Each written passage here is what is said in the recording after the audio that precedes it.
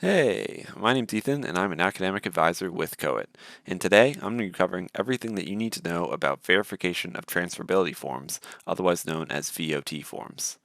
As advisors, we frequently get questions from students asking us which classes will transfer as what to UMBC, and although you could use tools like ArtSys to help you get you in the ballpark, at the end of the day, VOT forms are the only way to ensure that the class you plan on taking will actually transfer as the class you need. By submitting a VOT form, you aren't necessarily committing to taking anything. You're simply asking the registrar's office, if you took this class at this university at this time and then transferred it back to UMBC, what would you get for it? And they'll go back to you in a couple weeks and say, this class will come over as that. And then you'll know 100% for sure that you either will or will not be wasting your time, effort, and tuition money by moving forward and actually taking that class. So let's go ahead and jump right in. So the first thing we got to do is get to the VOT form itself. Starting at the MyUMBC homepage, and assuming you've already signed in, we can just type in Registrar into the search box and then click on the second option where it says Office of the Registrar under Organizations. From there, we want to go to Forms on top, and then the Transfer Request section, since the Verification of Transferability form is the second form listed there. Click to expand the section, and here we are. They've got some good information about this form here, which I honestly highly suggest you read, but for the purposes of this walkthrough, we can go ahead and click the link at the bottom to open up the form itself. Now, this form has a bit of a stricter flow than others, as it's done through DocuSign. First thing you'll need to do is select the semester in which you plan on taking the class off campus, and also the year. And the next question is a big one. Is the class you plan to transfer in a major requirement or not? To be clear, a major requirement class is, somewhat unsurprisingly, a class that is required for your major. But that means everything, not just the classes where the subject matches your major. For example, if you're a computer science major, then all of your CMSE classes would be major requirements, but you're also required to complete a math and science sequence. Those classes would still be major requirements. The only classes that are not major requirements are general education requirements and, if needed, electives, both regular and upper level. So if it's not one of those, it's probably a major requirement.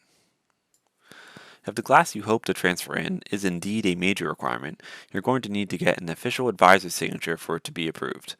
Luckily, DocuSign handles this for you, so all you need to do is input their name and email address. Once you do that, or you just select no, you're good to go. The only other thing we need to do before moving on is simply choosing your major, which hopefully should be easy enough. I'll go ahead and choose computer science here to move on to the next screen. So once you've chosen your major, DocuSign will take you to the actual form itself, but it will have already filled in all the information you previously provided, which is pretty nice. So now we just have to complete the rest of the form. To cover these next options with you, the first box is where you put down where you plan on taking the class to be transferred, for example, Montgomery College. Next up would be the course subject and number, for example, English 101. And we would then put down the full title of the class. If I'm continuing this example, I guess that would be English composition. Finally, we need to put down how many credits it's listed as counting for according to the institution where you're taking the class at. On the next line, if you're looking for this class to be deemed as equivalent to a specific class at UMBC, list that specific UMBC class in the desired UMBC equivalency box, such as English 100. The next box is optional, so we can leave that blank, and the next fillable box is asking whether or not the class is an elective. If it's a major requirement, then by default, it cannot be an elective. If it's not a major requirement, though, then it depends. Are you trying to take this class for general education credit? If so, then it's not an elective, again by default. If you don't need any more general education credit, though, and all you need from the class is simply the 3 or so academic credits that the class provides, then the class would be an elective. So just choose yes or no appropriately.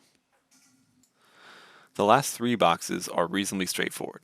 If you're taking a class at our university's at Shady Grove campus, then choose yes, but otherwise, no. The next option is only for current graduation candidates. So if you've already applied for graduation or will be applying to graduate this semester, then choose yes, but otherwise, again, no. Finally, most students will choose no for the final option, but you should know who you are, so just choose yes if applicable. Final thing. You have 3 possible options to check off here, and you need to check any and all of them that apply to you. For most students, you're simply seeking a verification of transferability, so you just check off that first box.